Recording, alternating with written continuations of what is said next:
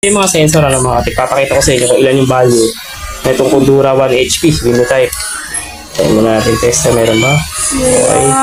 Ito yung sa ambient sensor dito sa may pinaka-condenser, ano, yung temperatura din sa pinaka-condenser.